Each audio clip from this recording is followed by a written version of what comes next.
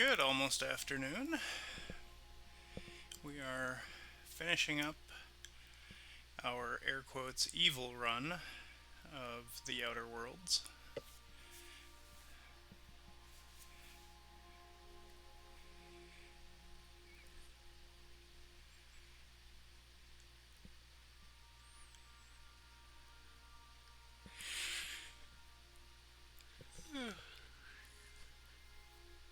Starting a little bit earlier than I wanted to, but we're in a situation where if I do what I was planning, which was do my errands and then take a nap, I do not know that we would be streaming today, as I am a bit on the tired side.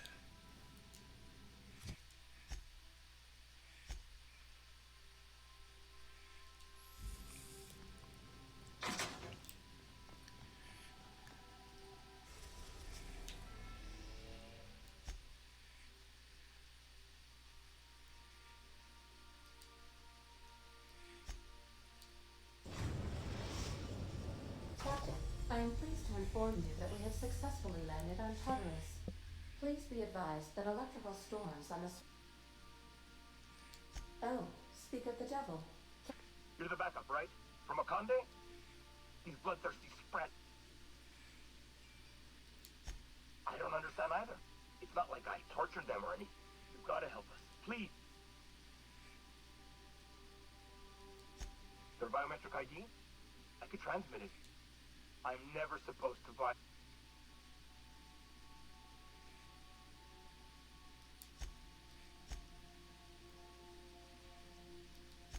Stay safe. Tartarus security out. Hang on. Between you and the Mardet... Transmission... How can I...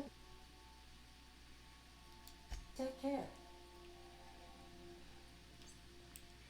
Boop, boop, boop, doop.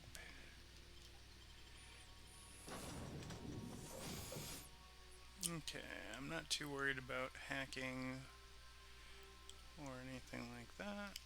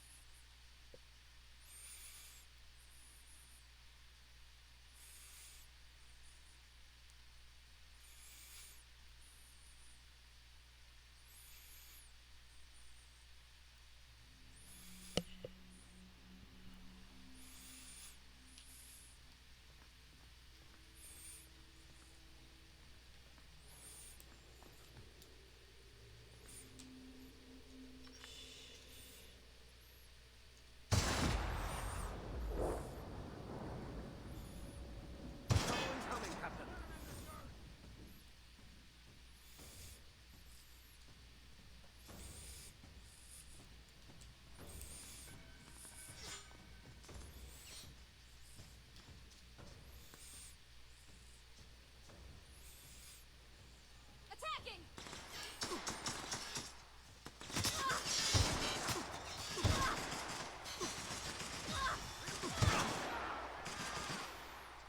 Moving in!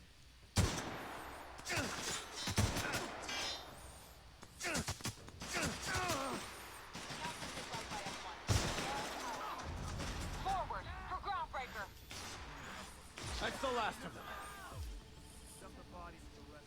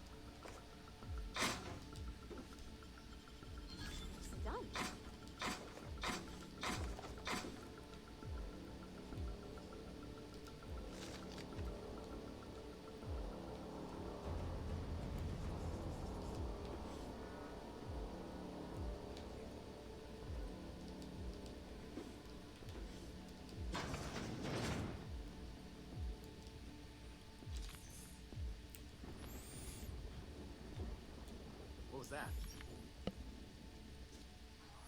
What the?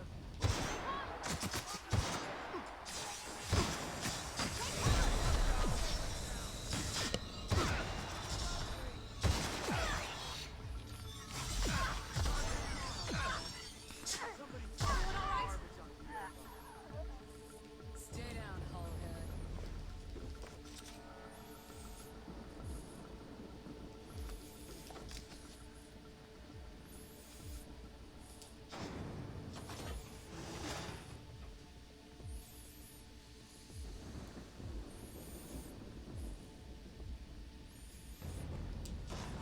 This place, the laboratory.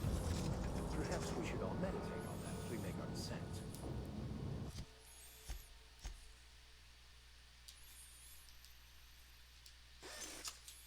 This might be the loneliest place in the whole system.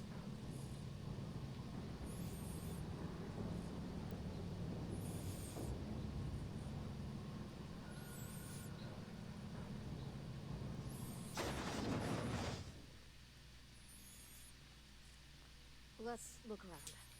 There's gotta be a few ways through here.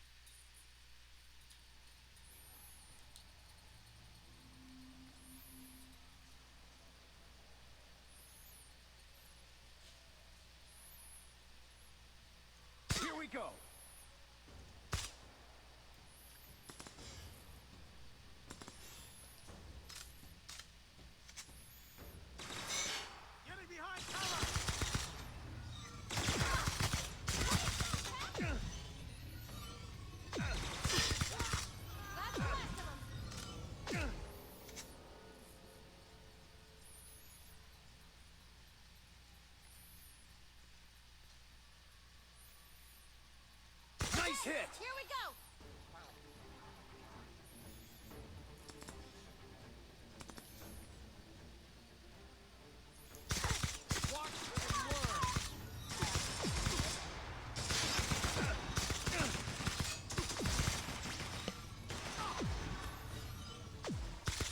Can't get past that armor!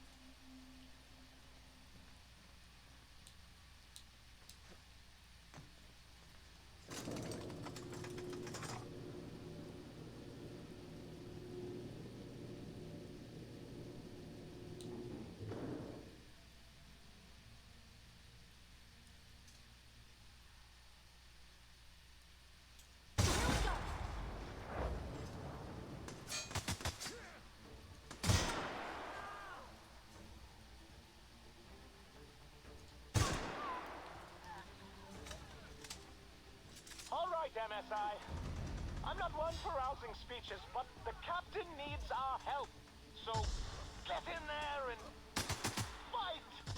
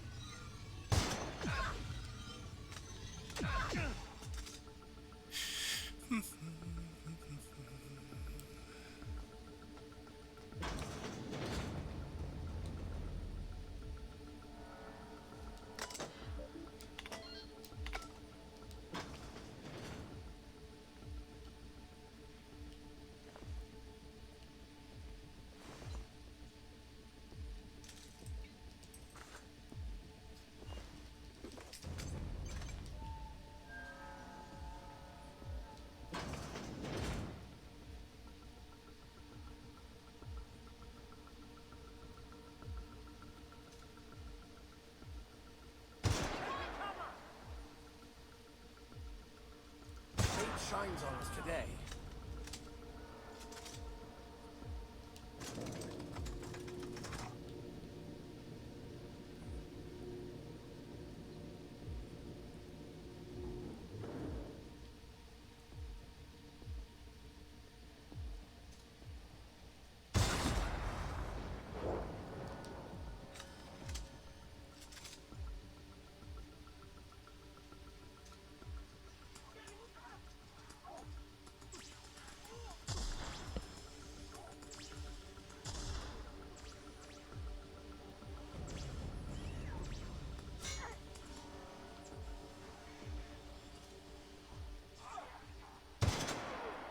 Incoming!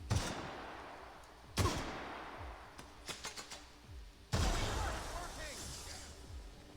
That'll work, Captain. Fine hit, Captain! Here we go!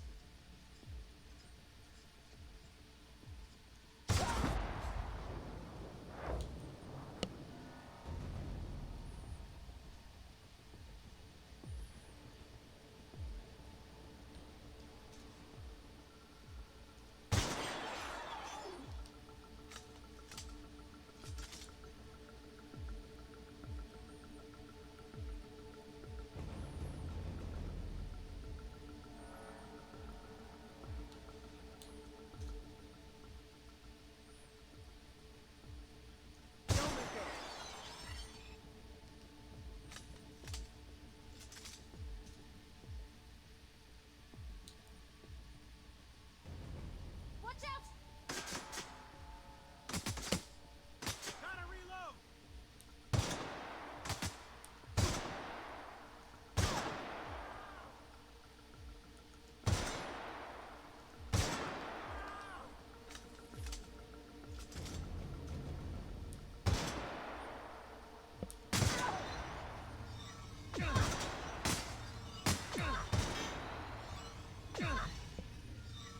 That's the last of them.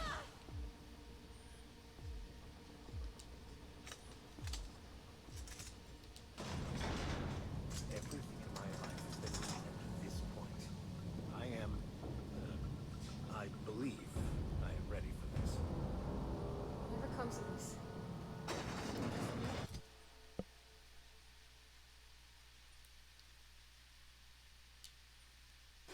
Glad to know you all.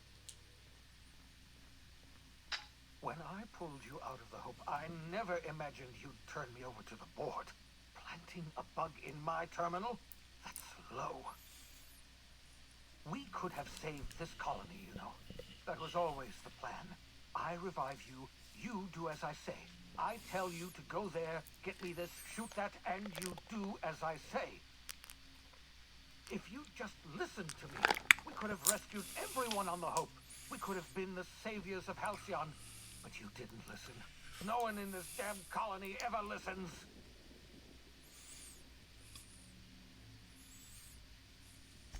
What? Oh, is this thing not working? Oh, wait a minute. You were mocking me. Unbelievable. If you think I'm going to admit defeat and throw myself at the mercy of the board, oh, you're wrong. I've still got some fight left in me. I can still bloody your nose.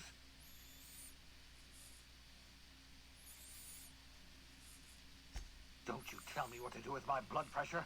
My heart rate is within a perfectly acceptable margin of failure. Don't worry about me. Worry about what I'm willing to do. Oh, I've got nothing to lose. I've got nothing to live for.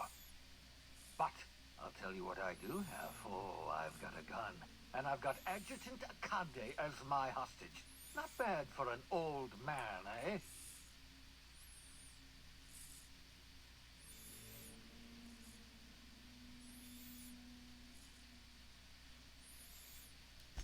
Well, yes. The adjutant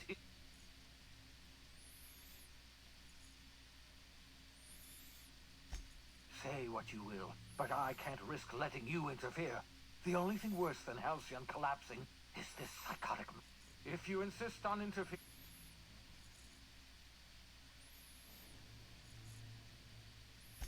Why don't you, backbiting, double-crossing ingrate? I loathe... I've programmed the Labyrinth's mechanical warden to kill you on sight.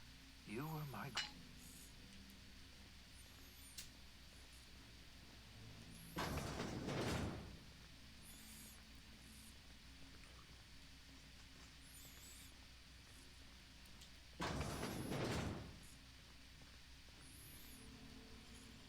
Hey, that's impressive.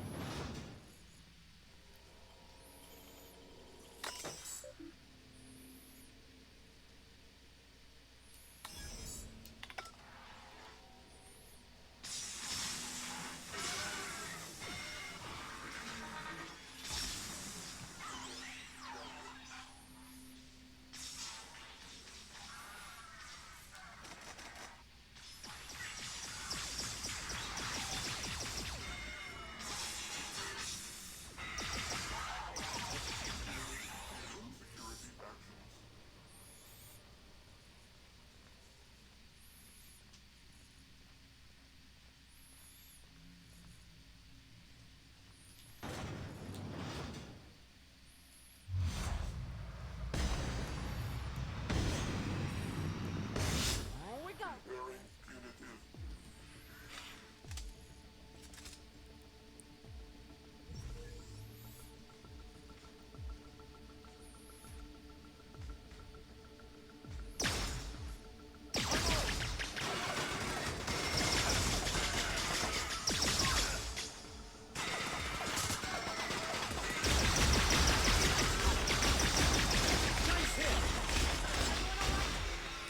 they go!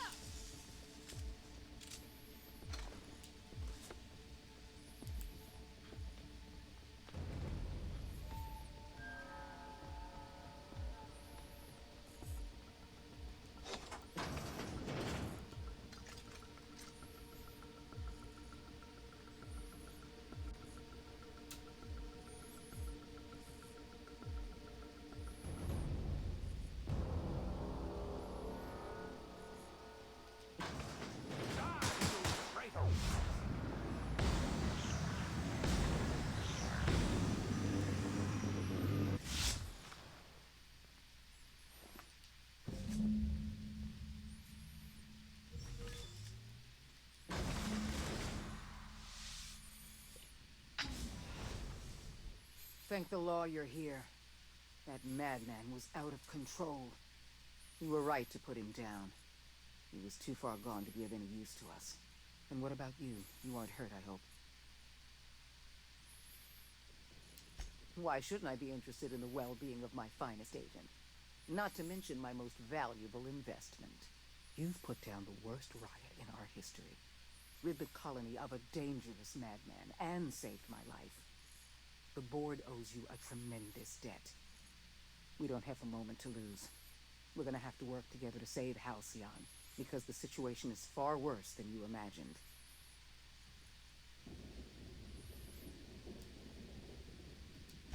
We've lost all contact with Earth. It's been 3 years since we received a message. We've had no contact, no signals, nothing. Earth has gone dark. 2 years ago, the Earth Directorate's frigate disappeared en route to Earth. We don't know if they ever made it. We don't know if there's an Earth to go back to. First the food supply, and now this. That's it. I'm done. There is no plan, just random chaos. Get a hold of yourself, Vicar. You're not going to be of much use wallowing in despair. You mean we're all alone out here? Really alone? You sound frightened, Miss Holcomb. You should be. Fear sharpens the mind. We're alone, Captain. That's all I know for certain. Whatever happens to this colony, we're going to have to deal with it on our own. Returning to Earth is not an option. Yes, we do have a long road ahead of us. But I have faith in you. The service you've done for this colony is nothing short of extraordinary. You're the reason I'm still standing here today. The board will survive because of you. And as the board goes, so goes Halcyon. It's time we carried out the program. I trust I can count on your support, Captain.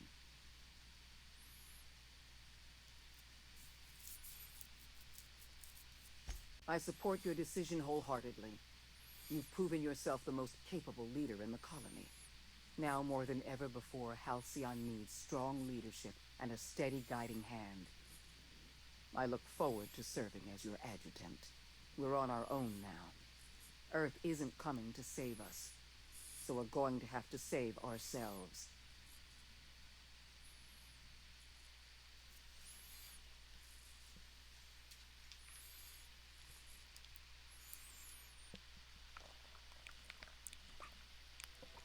The OSI teaches that everything in the universe happens according to the grand plan. But the stranger that arrived in Halcyon was an unplanned variable. From the moment he landed in Emerald Vale, his actions altered the course of history. The riots in Tartarus ended in a total victory for the board. Without any significant threats to challenge their power, the board asserted their control over the colony. The Lifetime Employment Program began immediately, and the people of Halcyon did exactly what they were expected to do. They obeyed. Sophia Akande converted the labyrinth from a prison to a processing center. She jettisoned the original colonists out of the Hope and transformed the ship into a massive storage facility. One by one, the workers of Halcyon surrendered themselves to the program. They arrived with their families and their friends, their colleagues and their neighbors, and then, one by one, they marched into their stasis chambers. As the workers of Halcyon slept in their hibernation chambers, their settlements became ghost towns, left behind by the board to be reclaimed by nature. Only Byzantium remained, a shining beacon of civilization in an otherwise abandoned colony. The people of Byzantium spent the rest of their days gorging themselves on their stockpile of resources. As for the workers of Halcyon, they never felt the effects of the collapse. They never felt anything at all. The board's focus on Byzantium closed the door on much of Sanjar's civil liberties movement. As the last few townships withered away, MSI had little room to grow. Ever the savvy businessman, however, Sanjar pivoted and established Stellar Bay as the colony's supplier of luxury seafood. Catering to the elite, MSI was allowed to continue operations as a member of the Halcyon board, and became more successful than Sanjar could ever have dreamed. Consumed by paranoia, Lilia Hagen took Sublight Salvage in a controversial direction, openly accusing board officials of an extraterrestrial conspiracy. One day, an accident at the Groundbreaker's docking bay silenced her forever. Time would tell if her replacement could keep the Sublight family together. Edgewater's cannery met its production quota for the first time in 3 years. As a result, the adjutant rewarded every worker in Edgewater with a place in the Lifetime Employment Program. Reed Dobson was granted 25 years in suspended animation. However, a computing error adjusted his duration to 250 years. A trouble ticket to resolve this error remains open.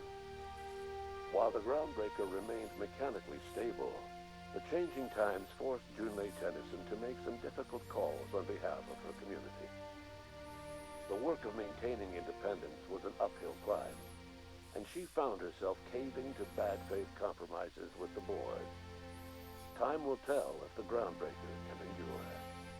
As smaller settlements were swallowed up and their workers drafted into the Lifetime Employment Program, Byzantium continued to thrive. While its citizens lived in decadence and extravagance, a small cadre of scientists worked to solve the nutrition crisis that threatened Halcyon. No one else much noticed the townships that disappeared from the map, or the luxuries that slowly lost their luster year by year. Even the Gorgon asteroid, though a distant enigma to most of Halcyon, felt the aftershocks of your actions. As the Lifetime Employment Program rolled out, Akande explored options to improve compliance and productivity among the remaining worker communities. She sent a team to investigate Gorgon, but they were unable to recover any viable research or technology. With the Adrena Time Synthesizer a smoldering crater, and the Gorgon project finally dead, Olivia Ambrose left the asteroid for a time.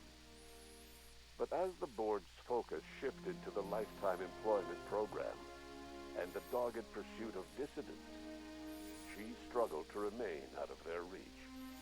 And so she returned to Gorgon, the place she meant to die.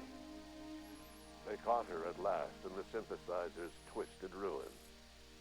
And in her final moments, she thought fondly of the daring captain who'd risked so much to save Halcyon, and the daughter who hadn't lived to see it done. In spite of everything, the Gorgon asteroid remained a sobering reminder of the potential for progress and disaster in humanity's most ambitious efforts. The truth about Rizzo Spectrum Brown was buried in the abandoned ruins of their old distillery. The company designed a new drink using the rancid harvests from the old purpleberry orchards and a dangerous amount of brown food coloring. This second launch of Spectrum Brown was sold in Byzantium at an exorbitant price. It was incredibly popular. The death of her sister left Ruth Bellamy disillusioned. She eventually lost interest in Byzantine culture and spent more and more time alone with her memories of Belinda. She only emerged out of isolation to speak out against the Lifetime Employment Program. Her opinions earned the contempt of the elite. She was last seen departing from Byzantium in a private craft. No one has heard from her since. The Lifetime Employment Program led to a boom in the Aetherwave industry as more and more Byzantines demanded entertainment. With the absence of Ruth Bellamy, the question on everyone's mind was, who could be the next Halcyon Helen? Burbage 3001's performance during the investigation on Eridanos made it the ideal contender for Helen's replacement. Some years later, after Odeon Pictures released the brand new Burbage 3002 model, it was found mysteriously destroyed by a plasma weapon. Cedric Kincannon did not take kindly to losing the vast majority of its subordinates to hibernation. Despite the board seriously entertaining the idea of offering Sublight a seat, Cedric was nowhere to be found. Any theories that he left Halcyon entirely to begin a new life on some undiscovered asteroid with his former secretary Eileen are, of course, just theories. With the board's newly renewed grip on its seat of power, the public's increased interest in the Aetherwave industry, and the death of his primary acting rival, Spencer Woolrich expected to return to the limelight as he so rightfully deserved. Much to his chagrin, however, his roles remained few, and quickly grew fewer. As his fall from stardom solidified, Woolrich found himself reassigned to menial labor and placed in suspended animation to support the Lifetime Employment Program. It seemed that as much as he had resented her, Halcyon Helen had been all that separated Spencer from complete irrelevancy. Tossball in Halcyon changed dramatically after the Lifetime Improvement Program. With roughly half of the league's players in hibernation, existing teams were forced to merge. The upheaval caused a great deal of infighting between longtime rivals, who found themselves on the same side of the tossball hump. This, in turn, led to a pronounced increase of knives during play, and a period in tossball's history known as the blood loss across the toss. Bertie Holcomb groused in private about the general fictation of tossball spectators. Once, enraged by the sight of a Byzantine seated in the front row with a fancy drink, Bertie leapt over the dividing wall to the stands, seized the offending beverage, and stabbed the man in the hand with its tiny umbrella garnish. New laws against this infraction were created after the game. Bertie Holcomb would live forever in the annals of tossball history as the first player to have received a penalty for audience participation. With the situation in Eridanos taken care of, and with Byzantium's sphere of influence rapidly expanding, attention on the Prophet of Profitability's productivity seminars multiplied 100-fold. High-rungers all over Halcyon flocked to Eridanos and its newly opened Productivity Expansion Reserve.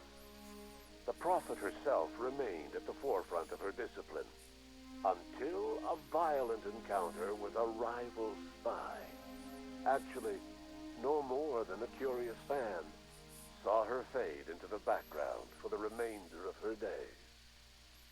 Your influence further cemented Ellie's perspective. She understood she could never truly rely on others, so she set about making sure she wouldn't have to. With a steady income from the life insurance payouts, she was finally able to afford a ship of her own. She enjoyed a long and infamous career running missions across the system. Some of them were even legal.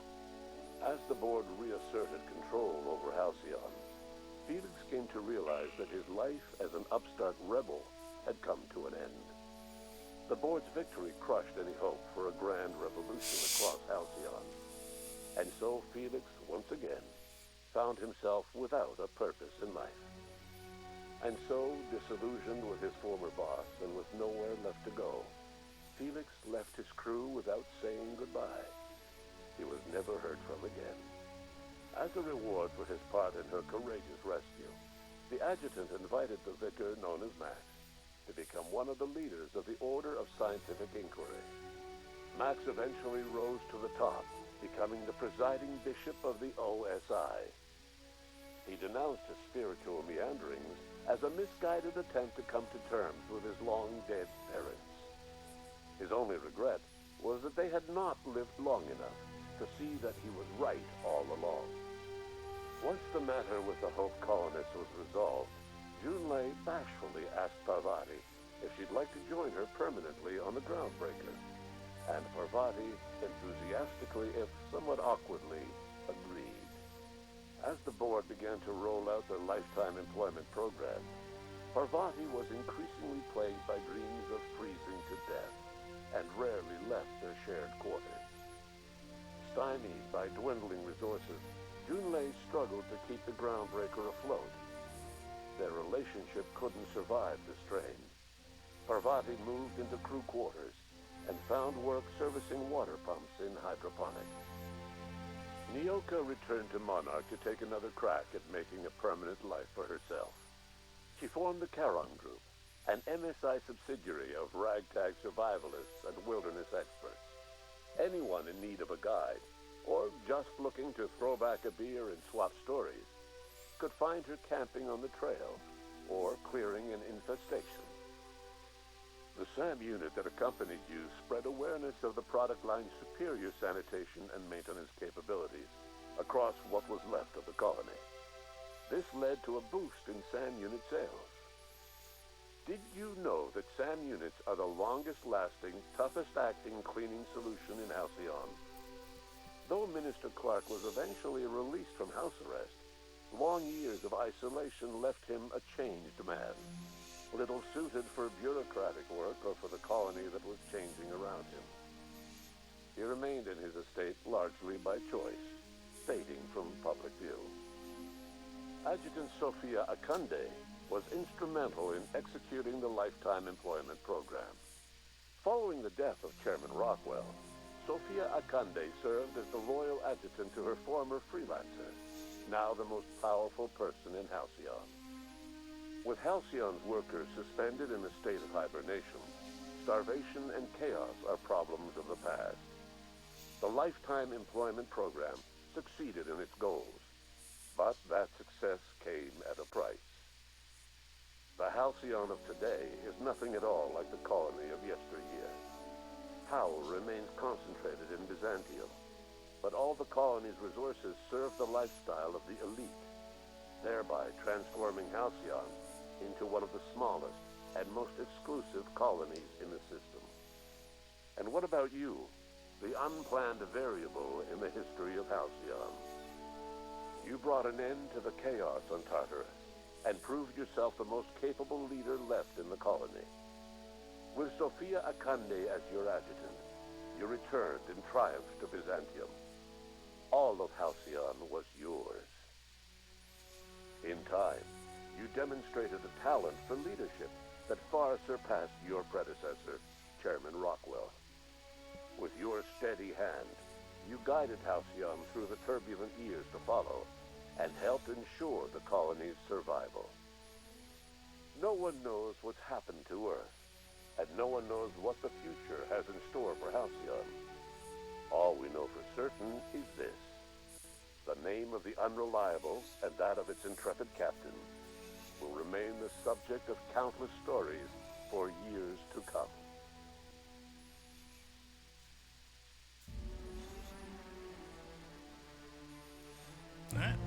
That is The Outer Worlds.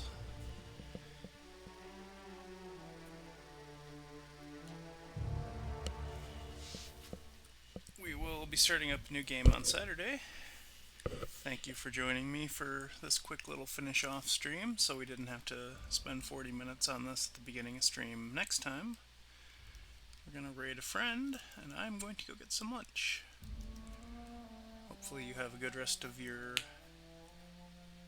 Thursday, and we'll maybe see you later in the week. But hopefully you have a good day.